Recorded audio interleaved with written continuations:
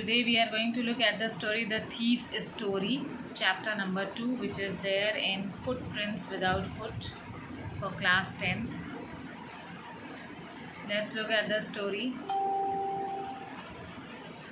I was still a friend when I met Anil, and though only 15, I was an experienced and fairly successful hand. Now here the thief is talking about himself. He says that when I met Anil, I was still a thief and I was very expert. I became a professional thief by that age when I was 15 years of age. Anil was watching a wrestling match when I approached him. So when this thief he approached Anil, at that time Anil was having a look at the wrestling match. He was about 25, a tall, lean fellow. Now at that time he was that Anil was 25 years of age. He was tall, lean in structure. He looked easygoing, kind and simple enough for my purpose. Now this thief was actually finding a person whom he could get into confidence with, because of late he was not having a good luck in stealing. So he tried to make a friend who could help him in this profession. So according to him, when he looked at Anil, he thought that he was a kind type of person, a very humble fellow, which could suit his purpose. You look a bit of a wrestler yourself, I said. A little flattery helps in making friends. Now this thief thought that why should not I flatter this person? So he told Anil that you too look like a wrestler in your structure. So do you, he replied, which put me off for a moment because at that time I was rather thin. Now this made him awkward. The thief was awkward on hearing this because he was very thin at that age. Well, I said modestly, I do wrestle a bit. What's your name? Hari Singh, I lied. I took a new name every month that kept me ahead of police and my former employers. So then the thief answered, well, I do a bit of wrestling. When Anil asked him his name, he told a false name, Hari Singh. Every month he used to keep changing his name so that he could be ahead of the police and from his previous employers so that they could not chase him. After this introduction, Anil talked about well-oiled wrestlers who were grunting, lifting and throwing each other about. I didn't have much to say. Anil walked away. I followed casually. Now when this introduction was over, Anil talked to him normally about the wrestlers who were very well oiled in their entire body and how they used to throw each other or attack each other and grunt a lot. Well, this thief had nothing to say about it because he was not interested in wrestling. When Anil had talked all about it, he walked away and the thief followed him. Hello again, he said. I gave him my most appealing smile. I want to work for you, I said, but I can't pay you. Now Anil said, when he saw that the thief was following, he greeted him again. And then this thief said that I want to work for you. Anil said, but I can't pay you. I thought that over for a minute. Perhaps I had misjudged my man. I asked, can you feed me? Can you cook? I can cook, I lied again. If you can cook, then maybe I can feed you.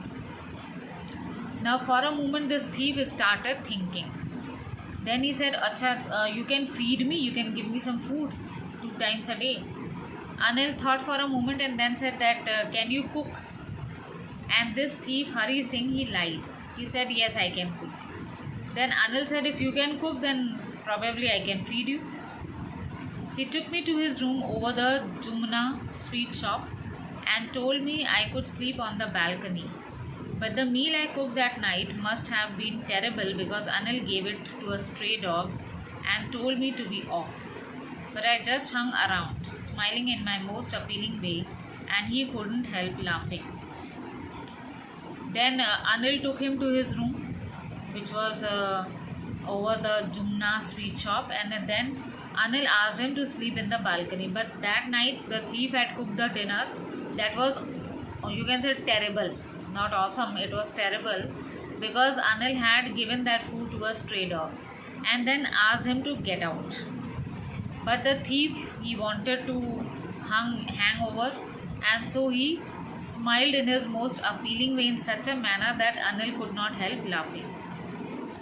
Later he patted me on my head and said never mind, he'd teach me to book. He also taught me to write my name and said he would soon teach me to write whole sentences and to add numbers. I was grateful. I knew that once I could write like an educated man, there would be no limit to what I could achieve. Then Anil patted his head because he was a young lad of 15 years. So he patted on his head and said, okay, I will teach you how to cook, and I will also teach you to write your name and then make full sentences, and then I will help you to do sums also. Now this boy Hari Singh was quite grateful because he thought once I become an educated person, I know how to write, I can behave like an educated person, and then I could achieve whatever I want in my life. It was quite pleasant working for Anil. I made the tea in the morning and then would take my time buying the day's supplies, usually making a profit of about ₹1 a day. I think he knew I made a little money this way, but he did not seem to mind. Now here, when Hari Singh had learned everything like cooking and all, so it was pleasant for him. For working for Anil, he used to make tea in the morning. Then the entire day he used to spend his day buying the daily groceries and all, and he used to save at least ₹1 from that money. And he thought that Anil must have known about it, but Anil did not mind it, that he is making up some money from that. Anil made money by fits and starts. He would borrow one week, lend the next. He kept worrying about his next check. But as soon as it arrived, he would go out and celebrate. It seems he wrote for magazines, a queer way to make a living. Now, Anil's life was not as smooth. He used to earn money by fits and starts, means sometimes he used to get money, sometimes not. Sometimes he used to borrow money, then sometimes he used to lend money to the other people. Whenever he used to wait for a check, and when the check arrived, he used to go out and celebrate. It seemed as if he was a writer, and he used to write for magazines and journals. That was a strange way for making a living. One evening he came home with a small bundle of notes, saying he had just sold a book to a publisher. At night I saw him tuck the money under the mattress. I had been working for Anil for almost a month, and apart from cheating on the shopping, had not done anything in my line of work. I had every opportunity for doing so. Anil had given me a key to the door, and I could come and go as I pleased. He was the most trusting person I had ever met. Now one evening when Anil came back from his work, he had some small bundles of notes in his hand, and he said that he had sold one of his books to a publisher. At night, this boy Hari Singh saw that Anil had tucked all the money below his mattress. Now this boy Hari Singh had not made any other cheating other than saving the rupee from those money that he used to buy the things. And for almost a month he had been working for Anil, and plus he had seen that Anil had trusted him a lot. Anil had even given him the key of the door, so that whenever he wanted to come in, he could come in and then go out and whatever he would like to do. So this was the only person who had trusted him a lot. Anil had trusted him. And that is why it was so difficult to rob him. It's easy to rob a greedy man because he can afford to be robbed. But it's difficult to rob a careless man. Sometimes he doesn't even notice he's been robbed, and that takes all the pleasure out of the work. Well, it's time I did some real work. I told myself I'm out of practice, and if I don't take the money, he'll only waste it on his friends. After all, he doesn't even pay me. Now, for the thief, it was quite difficult to see that it's easy to rob a person who is very greedy, because that other person will make money soon. But it's difficult to rob a person who is very, very careless, because a careless person even doesn't know that he has been robbed, and this takes the pleasure out of that work that the thief had done. The thief will not enjoy that money. Now he told to himself, Hari Singh told to himself that now it's the time to do the real work, and plus Anil does not pay me even, and plus if I don't steal the money, then he would do what? He would spend all his money on his friends. Anil was asleep. A beam of moonlight stepped over the balcony and fell on the bed. I sat up on the floor considering the situation. If I took the money, I could catch the 10:30 express to Lucknow. Slipping out of the blanket, I crept up to the bed. Anil was sleeping peacefully. His face was clear and unlined. Even I had more marks on my face, though mine were mostly scars. So at night, the thief had planned to steal the money. So Anil was asleep, and moonlight had shone in the balcony where this servant Hari Singh was sleeping. He got up and he thought that if I steal the money, I can catch the 10:30 express which goes to Lucknow. So he slipped out of his bed and he saw that Anil was sleeping peacefully. There were no lines on his face, it was a plain face. And he compared his face that he had more marks on his own face with scars and all. My hand slid under the mattress searching for the notes. When I found them, I drew them out without a sound. Anil sighed in his sleep and turned on his side towards me. I was startled and quickly crawled out of the room. Now what did Hari Singh do? He put his hand below the mattress and tried to search for the money. As soon as he found the bundle of the money, without making any sound, he just pulled it out. And as soon as he pulled it out, Anil had taken a sly in his sleep, and then he turned towards that side where Hari Singh was standing. Hari Singh was quite surprised and startled, and he was taken aback, but soon he crawled out of the room. When I was on the road, I began to run. I had the notes at my waist, held there by the string of my pajamas. I slowed down to a walk and counted the notes, 600 rupees and 50s. I could live like an oil-rich Arab for a week or two. Now when he was on the road, that thief, Hari Singh, he began to run. He had the bundle of note tied to the string of his pajamas on his waist, and then he immediately started walking. Then he started counting the notes. It was 50 rupees notes amounting to 600 rupees. And then he thought that for a week or two I can live like an oil-rich Arab. When I reached the station, I did not stop at the ticket office. I had never bought a ticket in my life but dashed straight to the platform. The Lucknow Express was just moving out. The train had still to pick up speed, and I should have been able to jump into one of the carriages. But I hesitated for some reason I can't explain, and I lost the chance to get away.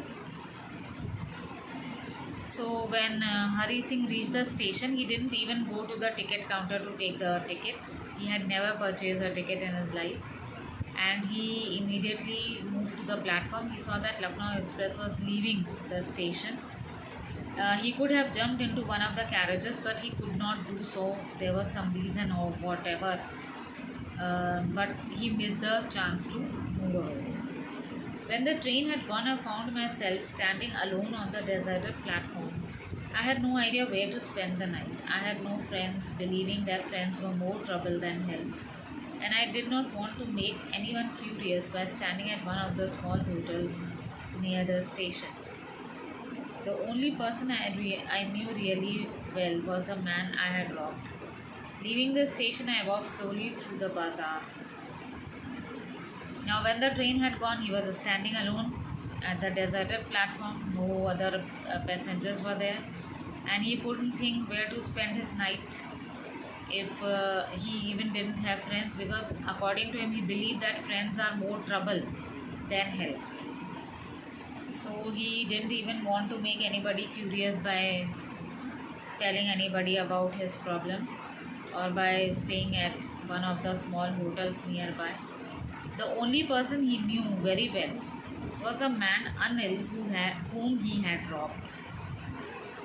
So he left the station and walked slowly through the bazaars. In my short career as a thief, I had made a study of men's faces when they had lost their goods. The greedy man showed fear, the rich man showed anger, the poor man showed acceptance, but I knew that Anil's face, when he discovered the theft, would show only a touch of sadness, not for the loss of money but for the loss of trust. Now, since this Hari Singh was thinking about his entire career of being a thief, that he had seen many faces in his life. He had seen many greedy faces whom he had robbed, and they had a fear of loss of money. Then the rich man, they used to show anger. The poor man used to accept the situation.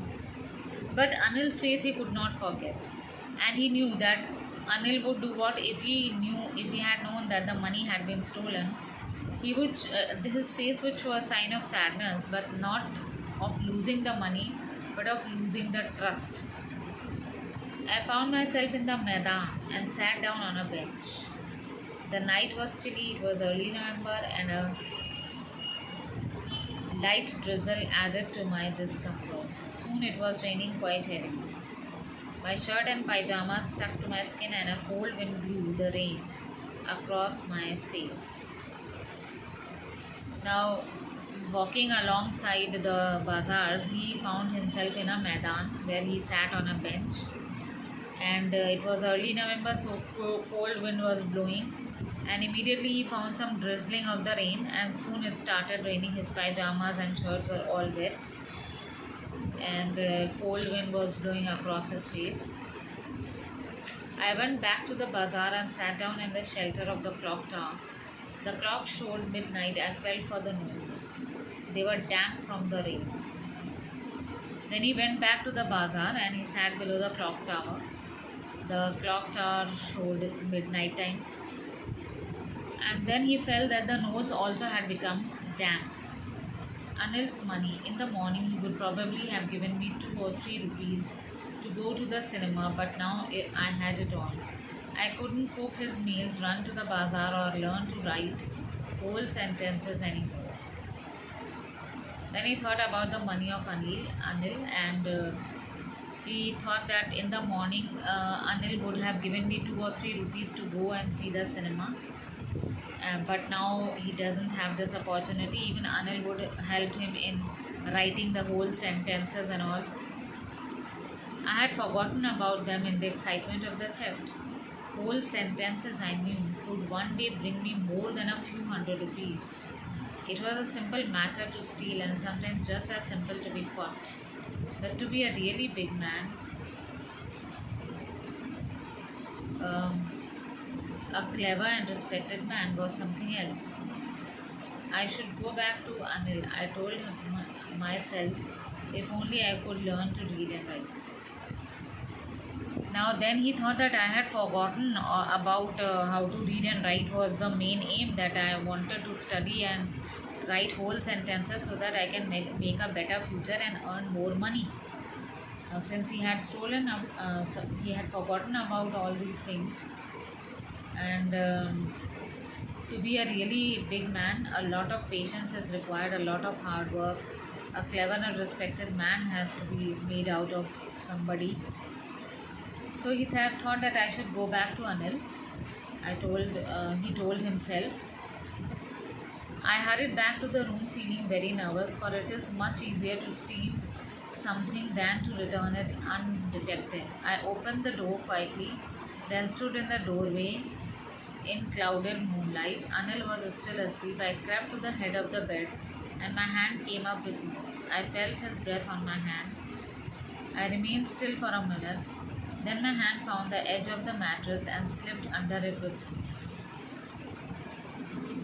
So he finally had made a decision to go back to Anil. So he went back into the room. He was feeling nervous because it's easy to steal, but then again to put the money back into the same position is quite difficult.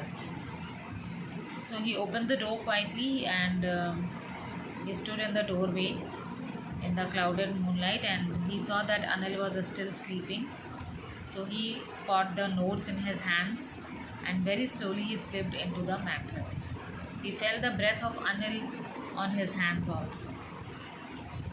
I awoke late next morning to find that Anil had already made the tea. He stretched out his hands towards me. There was a 50 rupee note between his fingers. My heart sank. I thought I had been discovered. I made some money yesterday, he explained. Now you will be paid regularly.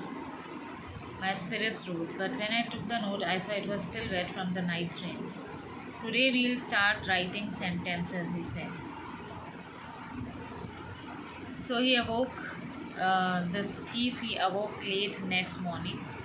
And then he saw that Anil had already made the tea, and then Anil stretched out his hands towards him. It had a 50 rupee note. And he said that I had made some money, and so I have decided to pay you regularly. This rose his spirits, the spirits of that thief. And then first of all, he thought his heart was sinking that maybe Anil had caught him. But when he touched the note, it was still wet. And so Anil said that you finish the tea and then we'll start writing sentences. He knew, but neither his lips nor his eyes showed anything. I smiled at Anil in my most appealing way, and the smile came by itself without any effort. Now this means that Anil knew everything about it, and this child of 15 years, that Hari Singh, he came to know that Anil had known all about it, but Anil's eyes and lips did not show anything about what he knew. So he smiled at Anil in his most appealing way, and the smile was natural. So here ends up the story. So to make his future bright, the thief returned back to Anil because he wanted to make his future bright. He wanted to read and write. He wanted to become a big person. So this is a good moral story, that if you are happy with whatever small job you are doing, it's okay. But if you want to make your career, you have to work hard, you have to sacrifice many things, and then become a good person in your life. So hope this story is clear to you. And if you have understood it, you can press the like button and subscribe to our channel. Thank you.